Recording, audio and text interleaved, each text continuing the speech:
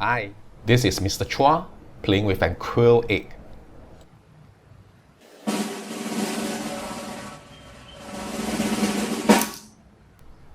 Eh?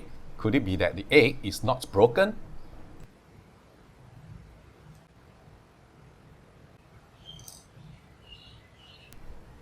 Wow, impressive, right? Now Mr. Chua is back with more fun with the egg. But this time, there's no cushion. What's going to save the egg this time? Oops.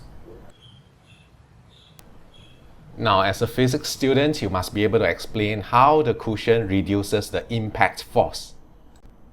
You can find a hint in this slow motion replay. Ta-ta!